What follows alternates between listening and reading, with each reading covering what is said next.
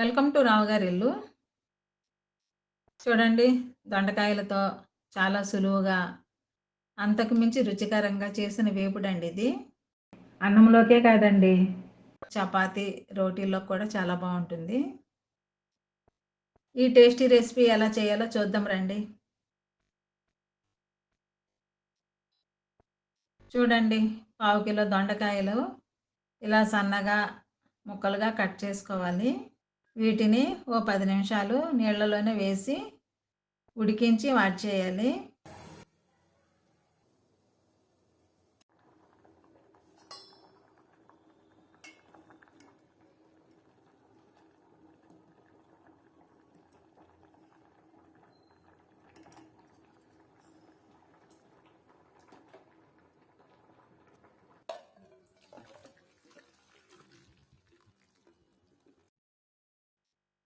వేపుడుకు ఏం కావాలో చూద్దామండి.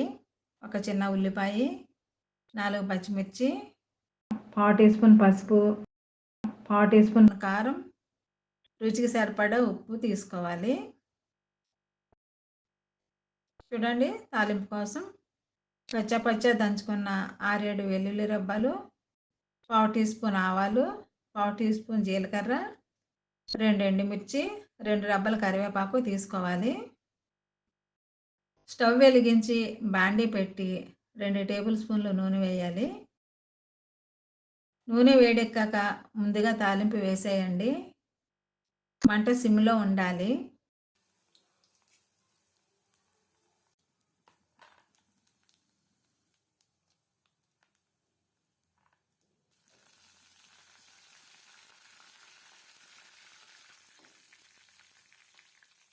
తాలింపులో ఉల్లిపాయ, పచ్చిమిర్చి ముక్కలు వేసి 2 నిమిషాలు ఫ్రై చేయండి.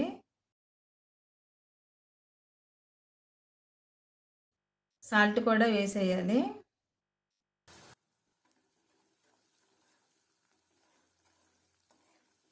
చూడండి, ఉల్లిపాయలు చక్కగా మగ్గాయి. ఇప్పుడు పసుపు వేసి బాగా కలపాలి.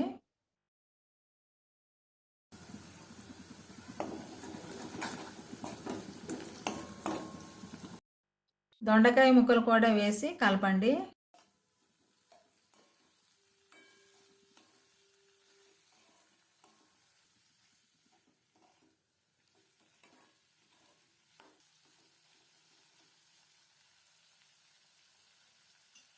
మూత పెట్టి 7, 8 నిమిషాలు సన్న మంటపై మగ్గనివ్వండి. దొండకాయలు మాడిపోకుండా మూత తీసి మధ్య మధ్యలో కలుపుతుండాలి. చూడండి, దాదాపు 10 నిమిషాలయింది. దొండకాయ ముక్కలు చక్కగా మగ్గాయి.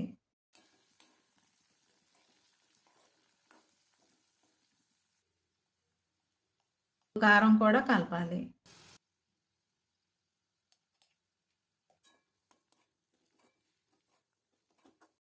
మూత పెట్టి మరో 7, 8 నిమిషాల పాటు మగ్గనివ్వాలి.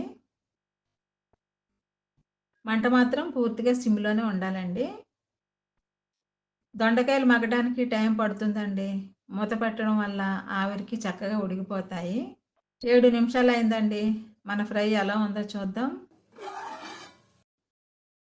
చక్కగా మగ్గిందండి. దొండకాయ ముక్కలు ఇలా ఉండాలి. స్టవ్ కట్టేసి ఇలాగే వేడివేడిగా సర్వ్ చేసేసుకోవచ్చు.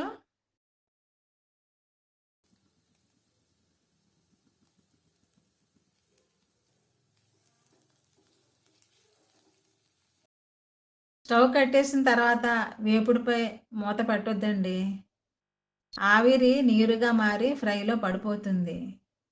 దొండకాయ ముక్కలు తడిగా ఉంటాయి. ఓపెన్‌గా ఉంటే ఇలా పొడిగా ఉండి తినేటప్పుడు చాలా బావుంటుంది.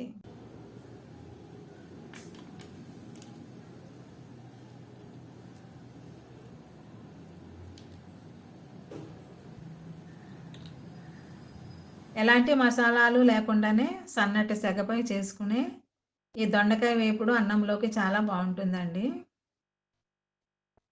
పప్పు, పప్పుచారు, రసాల్లోకి సైడ్ డిష్‌గా ఈ ఫ్రైని వడ్డించవచ్చు.